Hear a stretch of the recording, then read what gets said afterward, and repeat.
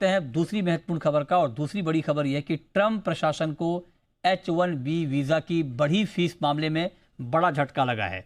Boston की एक संघीय अदालत ने नए H-1B आवेदन पर $1 लाख का जो अतिरिक्त शुल्क लगाने की योजना को गैर कानूनी करार दिया है। ये एक बड़ी खबर है।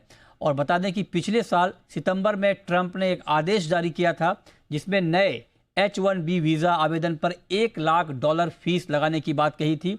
तो वहीं कोर्ट के फैसले के बाद ट्रंप प्रशासन का कहना है कि वो इस मामले में ऊपरी अदालत में जाएंगे। इस खबर पर दिल्ली से हमारे साथ जुड़ रहे हैं जी मीडिया संवाददाता अमरीश पांडे। अमरीश, आपको याद होगा जब ये खबर आई थी पहली बार फीस बढ़ाने वाली, तो बड़ा हड़कंप मचा था। कितनी राहत की बात है। हालांकि अभी एक कोर्ट का ये आदेश है, ट्रंप कह रहे हैं कि हम ऊपरी अदालत में जाएंगे, लेकिन फिर भी इसको लेकर और क्या जानकारी?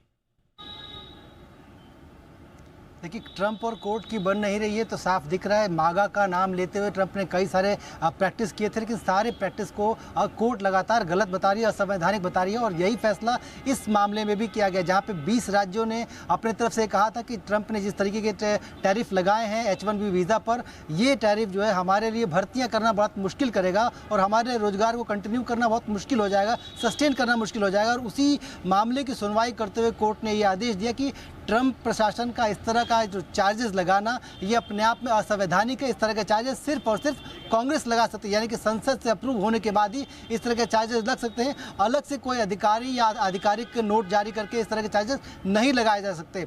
हाँ, और ये एक बड़ी राहत की बात है हमारे इंडियन इंडस्ट्री के लिए, क्योंकि ज़्यादातर भारतीयों के लिए एक बड़ा डेस्टिनेशन है, उनकी इच्छा भी होती है, प्लस वहाँ से एक बड़ी अपॉर्चुनिटी मिलती है उनको रोजगार की, चाहे वो IT कंपनी हो, चाहे वो BPO हो, चाहे हेल्थ इंडस्ट्री हो या हेल्थ केयर इंडस्ट्री हो। इस तरह के तमाम इंडस्ट्री के लिए एक बड़ी अपॉर्चुनिटी थी अमेरिका में। और H-1B वीज़ा पर $1 लाख का जो अतिरिक्त शुल्क था, ये शुल्क उनके लिए एक बड़ी रुकावट बन रहा था, खासतौर पे जो नए लोग थे जो कि ज्वाइन करने वाले थे, अब जाकर जिनको ज्वाइन करना था।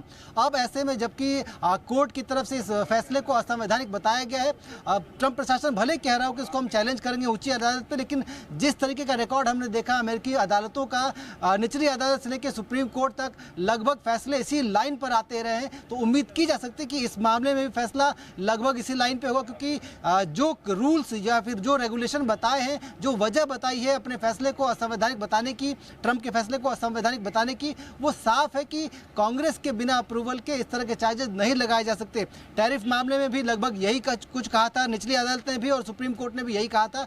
अब इस मामले में भी निचली अदालत का यही फैसला है, तो साफ है कि आगे आने वाले दिनों में IT इंडस्ट्री के लिए, BPO और हेल्थ केयर इंडस्ट्री के लिए अच्छी खबर आ सकती है। और जहां तक ट्रंप प्रशासन की बात है, तो वो इस मामले को लेकर सुप्रीम कोर्ट जाने की बात कह रहा है। अगले कुछ दिनों में उनकी तरफ से एक पिटीशन फाइल की जाएगी, लेकिन फिलहाल एक अच्छी खबर, एक उम्मीद की किरण यहां से दिख रही है कि H-1B वीजा पे जो अतिरिक्त शुल्क था वो अगर असंवैधानिक है तो भारतीयों के लिए वहां के रास्ते अब आगे भी खुल सकते हैं। जी बिल्कुल, तो ये भारतीयों के लिए जो खास करके H-1B वीज़ा के लिए वीज़ा होल्डर हैं या उसके लिए प्रयास कर रहे हैं, उनके लिए बहुत राहत की खबर है। बहुत शुक्रिया अमरीश आपका इस पूरी खबर के लिए।